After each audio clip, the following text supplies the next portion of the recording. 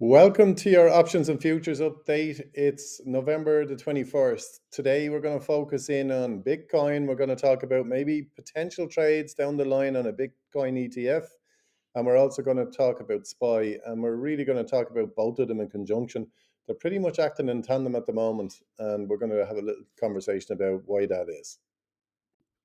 So let's have a look at the S&P 500 chart, what a difference a couple of hours can make. Folks, at one stage yesterday, the S&P was up 1.9%, 1.9%, and it closed down 1.5%, like nearly a 3.5% swing in one single day. So what happened? I don't think you can talk about the S&P 500 anymore without talking about Bitcoin just at this moment in time. And I'm going to release another video later today or tomorrow about how integrated now Bitcoin is with the S&P 500 in terms of they're both considered risk assets that move in tandem. So when one sells off, it pretty much means the others is selling off too. So I'm not going to take up any time with that on this. This is about trades that we're looking at placing. Just the correlations are exactly the same. I'm going to go back to the last sell-off in the S&P. It was down 2.7% on Friday, October the 10th. If we go to Bitcoin and we go back to Friday, October the 10th, which is this day, look what was Bitcoin was down 7% on that day. You can see the correlation. And since then, Bitcoin has been falling. And if you look at that, since that kind of day here, the S&P has pretty much held its own. So actually, the S&P has outperformed Bitcoin in a way.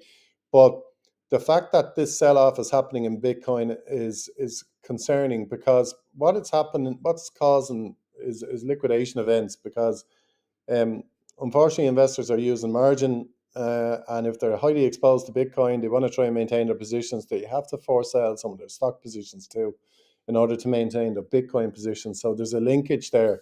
And I think, in my opinion, the bad news, it ain't over for Bitcoin. In my view, this is going to at least 77,000, if not even lower. And if that doesn't hold, we could be going as low as 50,000. I know it sounds off the wall, but it could happen.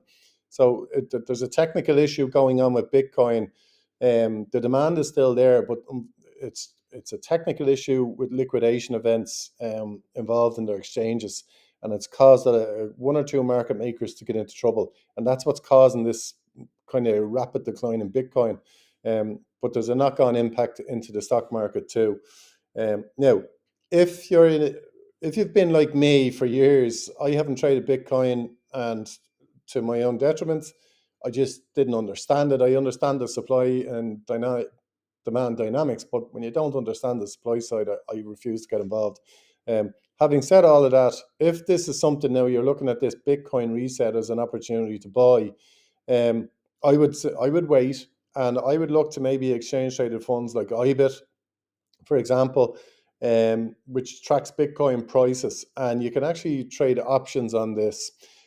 So my view would be, if you're looking to take outright positions in Bitcoin, I'd probably do it through the ETF and just buy IBIT. I wouldn't be buying it now. I would be using put options to position myself in it. So let's go and have a look there. So we go and look to trade option chains, and we look at IBIT. You're going to see the premiums you're getting reflect the risk that's involved. So the first things we always check when we're trading options, look at the IV rank, the percentiles. That's 84%, it's at 60. So it's telling you here we're on the higher side in terms of IV. IBIT is currently trading at 47.46. These were yesterday's closes, so these are going to go up again. You could actually allow Bitcoin fall another roughly 20% from here and generate 1.5% premium. So if I was trading this, guys, and based on the chart you're seeing with Bitcoin, I think Bitcoin is another 10 to 20% to fall. And then I think it might find it based on a lot of buyers come in. Right now, there's no buyers stepping in. But you could get paid here for waiting around 1.5% for, and then you get allocated the IBIT, which is an ETF tracker. So if you wanted to allocate 10 or 15% of your portfolio to Bitcoin at some stage, I think this is probably the best way of doing it. If you wanted to hold and just wait for Bitcoin to fall a bit further, what you could do is switch to a call option strategy in this, go out about 70 days. So I'm just giving you an example now. We wouldn't do this now, right? So I'm not talking about it, but I'm giving you an example. We would go for the deltas at 0.7. which will bring us to about the 45 strike. By the time it's all said and done, when Bitcoin falls to where it'll be a level I'd be happy at, I'd be probably talking the 40 strike. But right now it's the 45. Your break even on that would be 52. So if Bitcoin recovered in the next 70 days, a little bit, if you got some sort of a bounce in it, you're going to do well in that particular trade, but not ready to place this yet. I'm just teeing up potential trade down the line in IBIT if you fancy Bitcoin. But just to summarize and just to be clear about this, Bitcoin, in my opinion, is going lower, and it's going 10% lower. It's probably going to touch this support area here. And then if that doesn't hold, guys, we're talking between 50 and 60,000 on it. So from here to here is another 10%. So another 10% off IBIT brings you down to around 44. Okay. If it goes down 20%, it brings you to 40. That's why I'm saying I'm not ready to trade that just yet. I wouldn't even sell the puts on it because I think you're going to get better premium again. So, but it's something to start watching, maybe put it in your watch list. Okay. So that leads me on to the S&P 500. Well, I want to talk about the VIX. Starting off, the VIX is spiking again. It's come down a little bit today, but the VIX spiked back up to its original high yesterday. And we know that usually when this event happens, we get a rebound in the market at some stage. Now, it's Friday, and the S&P 500, our investors going to want to hold through the weekend, given what's happened with Bitcoin. I'm not so sure, especially because Bitcoin trades through the weekend too. So my view is that if we do get gains in SPY today, I think they're only going to be temporary. And my best guess is that we're going to finish lower again today, because investors just don't know what's coming over the weekend with Bitcoin. So the great news is, though, if you're interested in SPY, in my opinion, is that when Bitcoin's bottoms, I think you're going to get a snapback rally in the S&P 500 too. And so that's my best guess on this. I don't think the AI trades, the concerns over that, I think they will dissipate over time, as like we're looking at companies like Alphabet, we've invested into it already. We're making massive gains because of AI, and I think that's going to follow suit.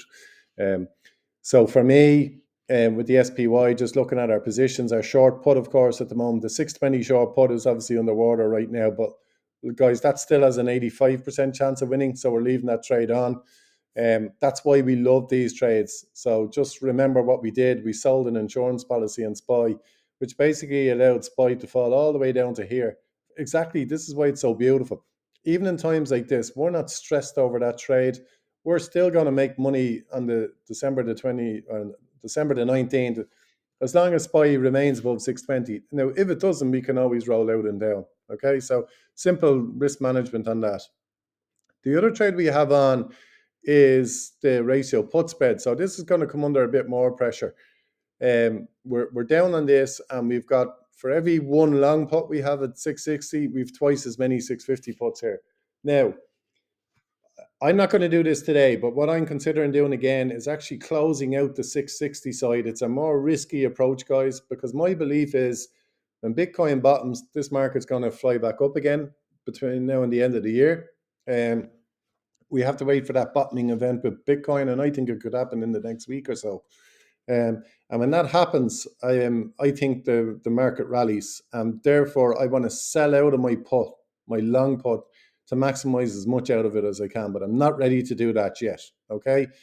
For people who are anxious and nervous and feel the market's going to fall further, you can always roll out half of the 650 short puts. You can roll them out to January and then down to a lower strike if you wish. I'm not ready to do that. So I'm either going to do one of two things. I'm leaving the entire trade on because my break even on this is SPY at 635, or I'm just going to let it, I'm going to close down the 660 put, as I said, and I'll keep you posted on that. So just a reminder, guys, later on, I'm going to release a video on the interconnection between the S&P 500 and Bitcoin, why that is, and I'm going to focus a little bit more now on this IBIT ETF from here on in. We might be trading that within the next week or so. Okay, thanks and bye for now.